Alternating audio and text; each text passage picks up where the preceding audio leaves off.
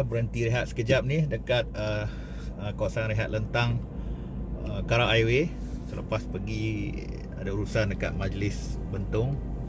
So sepanjang perjalanan tadi saya berfikir panjang apa yang berlaku mengenai pertemuan besok antara Anwar dengan Yang di-Pertuan Agong.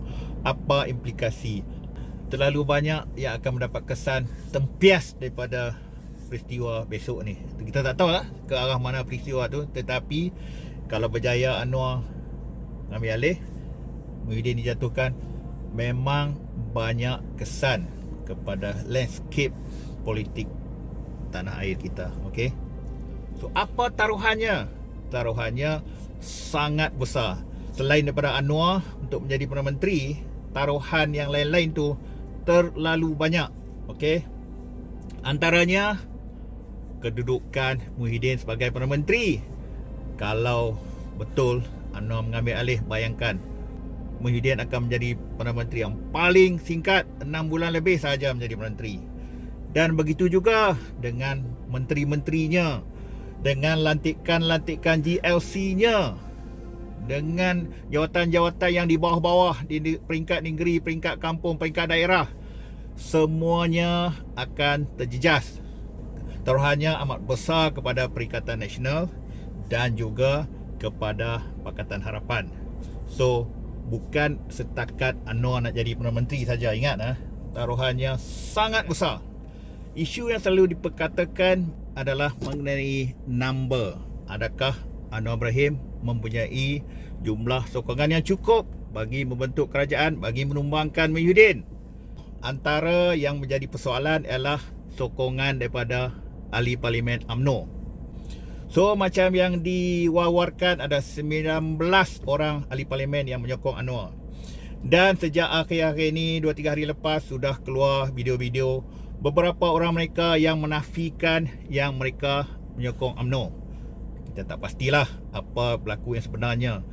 Macam Anwar cakap, mungkin ada orang lain ahli UMNO yang menyokong beliau, kita tak tahu. Tak apa. UMNO sekarang di persimpangan. Okey, di persimpangan. Di luar mati emak, ditelan mati bapak. Ataupun dalam bahasa orang Betih, swim or sink. Okey. Di persimpangan yang besar. Ke arah mana UMNO sekarang? Okey, kita dah dengar UMNO menyokong Muhyiddin dalam Perikatan Nasional semata-mata untuk menumbangkan Pakatan Harapan. Mereka sudah ada Muafakat Nasional.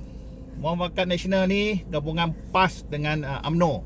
Mereka tahu gabungan ni sangat kuat. Kalau dikira daripada PRU 14 dulu, kalau tidak berlaku pertemuan Pakatan Harapan UMNO dengan PAS, UMNO dengan BN ni, dia boleh dapat sekurang-kurangnya 15 atau 20 kursi lagi untuk mereka. So dalam hal sekarang ni, UMNO memikirkan mereka tidak memerlukan bersatu untuk menghadapi PRU 15. So seperti yang kita tengok perbincangan kenyataan pemimpin kanan mereka, bahawa mereka lebih selesa bersama dengan Muafakat Nasional. Dan isu yang paling besar sekarang, isu pembahagian kerusi untuk menghadapi PRU 15. Kalau kita tengok dengan keadaan sekarang, Bersatu mempunyai 32 kursi, UMNO 39. So separuh daripada kursi Bersatu adalah bekas ahli parlimen UMNO. Bayangkan yang telah melompat selepas PRU 18. Dan dah berkali-kali kita tengok pemimpin kanan UMNO, mereka tidak akan serahkan kursi-kursi ini kepada Bersatu. Apa taruhan kalau UMNO tidak membuat keputusan sekarang? Keputusan sama ada nak menyokong Anwar ataupun nak masih kekal bersama Muhyiddin Perikatan Nasional. Kalau mereka kekal sokong Muhyiddin, so Muhyiddin akan menjadi orang besar lah sehingga PRU 15. So apa-apa pembahagian kerusi, Muhyiddin masih lagi mempunyai kuasa yang besar menentukan siapa yang bertanding, siapa yang untuk kursi mana yang dia akan bertanding. UMNO akan menjadi kuasa kedua. So peristiwa apa yang berlaku dekat Sabah ini menunjukkan betapa Bersatu Muhyiddin telah mengawal UMNO. Isu pemilihan ketua menteri, macam mana Bung Mokhtar diketepikan, macam mana Haji G dilantik ketua menteri, sudah menjadi satu kemarahan, ketidakpuas hati kepada pemimpin kanan UMNO dan juga kepada akar umbi kalau keputusan mereka kekal ingin bersama Perikatan Nasional. So kerusi satu, siapa yang akan menjadi Perdana Menteri selepas PRU 15 kalau gabungan mereka ni menang?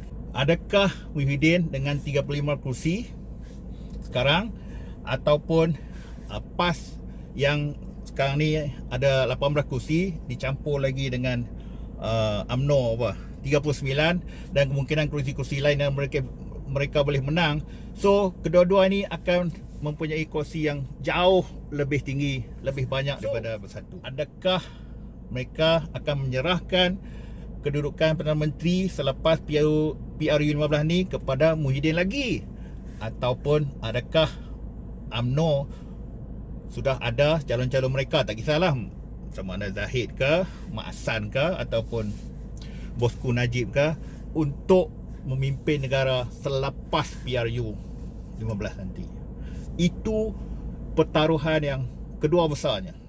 Okey, satu lagi, kita tidak boleh nafikan juga kemungkinan kepentingan mereka-mereka ini, pemimpin-pemimpin UMNO yang sedang berhadapan dengan kes-kes di mahkamah. Antaranya Bosku Najib, Zahid Hamidi, Bung Mokhtar, Ahmad Maslan, Tengku Adunan, Aziz Rahim. Adakah Anwar sanggup menggadai prinsipnya dengan melegakan mereka-mereka ini demi satu jawatan, demi sebuah kerusi Perdana Menteri? So, kita tak tahu, kita kenal Anwar, bukan itu prinsipnya, tetapi dalam politik pelbagai kemungkinan tidak boleh diketepikan. So satu lagi pilihan kalau UMNO memilih untuk menyokong Anwar besok. So bermakna gabungan Perikatan Nasional akan terputus, akan hancur, musnah. Apa sebab UMNO tidak mahu bersama Anwar?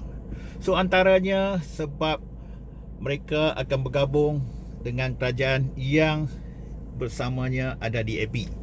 So pelbagai desakan daripada kaum umbi juga tidak mahu UMNO bersama kerajaan yang ada di AP. So apa pilihan Anwar kalau UMNO berkeadaan begitu? So kemungkinannya DAP yang ada 42 kursi itu hanya memberi sokongan, tetapi tidak ada jawatan dalam kabinet Anwar Ibrahim. So adakah mereka akan bersetuju? Kita tak tahu. Tapi kepentingan taruhan untuk orang DAP juga agak besar. Kita fahamlah, kes-kes Lee Kuan Ing lah, apa macam lah, semua itu akan dipertimbangkan oleh mereka. Itu pendapat saya lah. Okay. Kita ada lebih kurang 2,5 tahun lagi. Kemungkinan perjanjian Anwar, kami sokong kau lantik kau jadi Perdana Menteri 2,5 tahun. Tapi bila sampai PRU, kita tak nak perjanjian apa. Kita bertembung sekali lagi.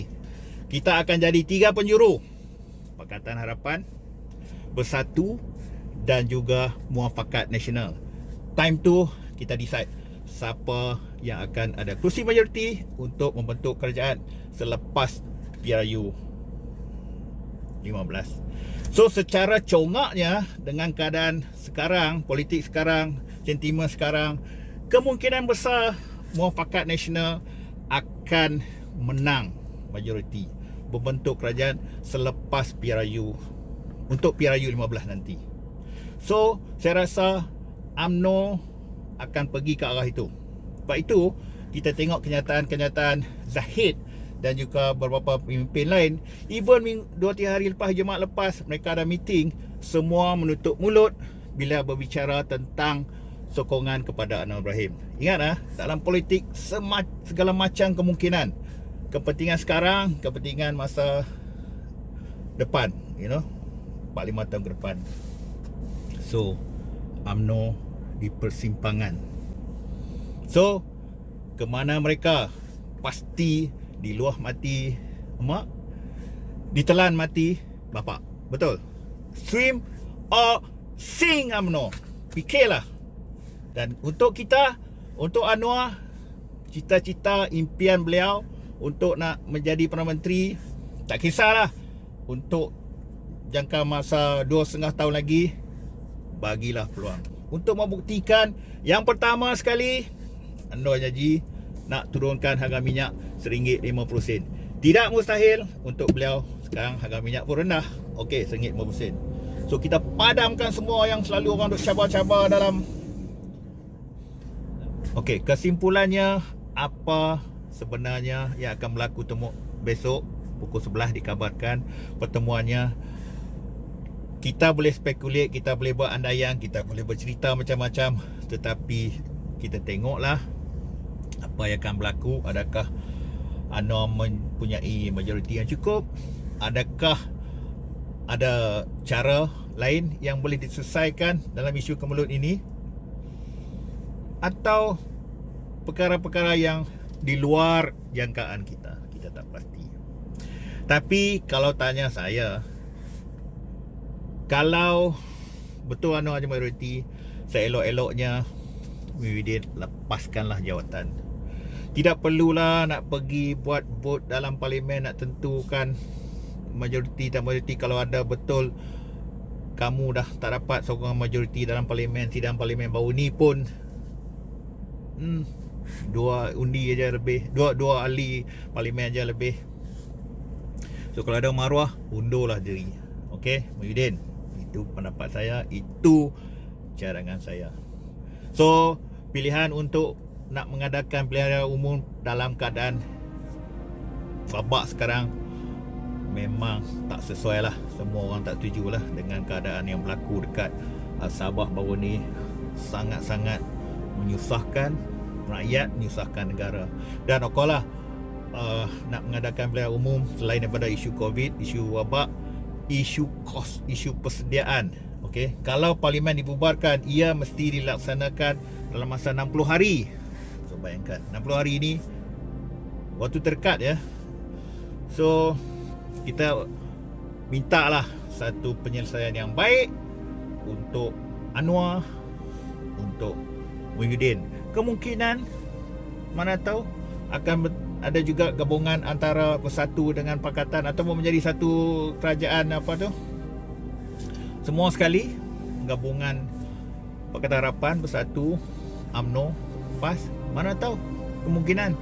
So akan menjadi satu kerajaan macam kat Amerika lah. Bila kalah semua akan membentuk satu kerajaan penyatuan lah, apa benar lah kita panggil. So tidak mustahil. Kita kena ingat, politik bukan statik. Politik adalah dinamik. So dia sentiasa berubah, dia akan mengisi mana-mana ruang kosong dan dia akan sentiasa bergerak ikut pelbagai arah. So, dan kita kena percaya apa-apa perancangan, apa-apa susunan yang dilakukan oleh kita, oleh Anwar Ibrahim, hanya Tuhan yang akan menentukan. Okey, jangan lupa untuk subscribe, like dan share video saya ini. Terima kasih. Kita jumpa lagi.